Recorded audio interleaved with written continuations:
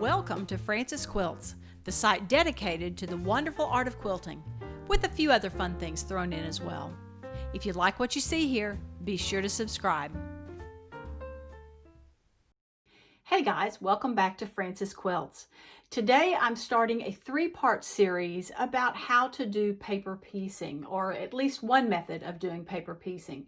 I will tell you it has not ever been my favorite type of construction, but I have a piece that I'm working on right now that needs it. So I figure as I'm doing it, I can show you what I have done to hopefully make it a little bit easier.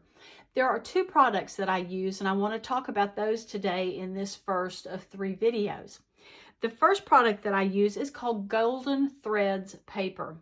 It is a wonderful paper to use for printing your foundations and then using those foundations to sew your pieces on. It comes in different widths. This particular one is 18 inches. I also have some that are in 12-inch lengths. It is super thin. As you see, you can easily see through the paper. If you need to trace the design on. It also means if you've traced the design on this side and you're sewing from the other side, you can easily see through it to see where that line is that you're going to be sewing on. The other thing I like about it is that it tears very easy. So when you are ready to pull that paper off, it's going to be easy to tear off and get those little bits of paper out of the back. However, having said that, it is also pretty durable. You can sew over it a couple or three times without it starting to fall apart, and I appreciate that as well. Hopefully, I don't have to do a whole lot of over sewing, but you never can tell. So that's my first tool, Golden Threads paper. My next tool that I want to talk about is the Add a Quarter ruler. The reason I like these rulers is that when you flip them over, there's a ridge that runs right along there, and it is 1/4 inch from that line to this edge right here. Both of these rulers have them. If you look, maybe you can see it in the picture. You have just that edge running right there.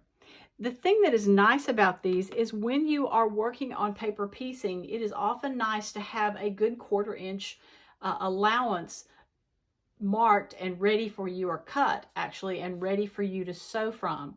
I will be showing how to use these rulers as we go into the third unit of this production, but for now, suffice it to say that that 1/4 inch comes in very handy when you are getting ready to sew another piece of fabric onto your paper piece design. What you will find is that as we progress through the process of doing the paper piecing, there are going to be times that you'd like to know where your 1/4 inch is away from where your seam is going to be. So with these 1/4 inch rulers, sometimes you need something to butt up against them.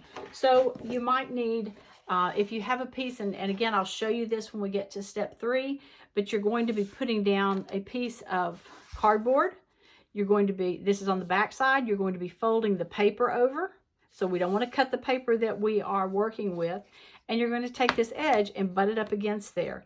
And then when you cut the fabric that's there, your paper is still intact because it's been folded over here, but you have a good 1/4 inch seam that you can line up the next piece with. Again, hold on to that thought until we get to part 3.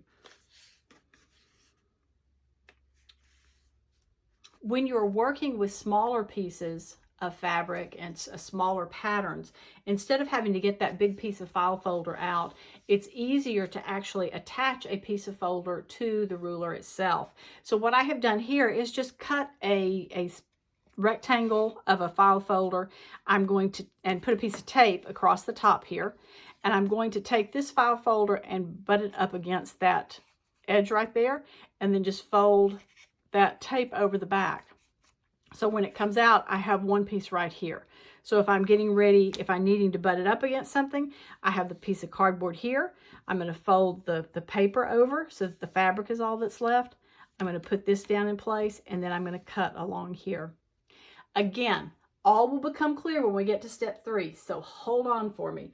The main thing I want you to know is how important I think it is to have the Golden Threads paper and an Add a Quarter inch ruler.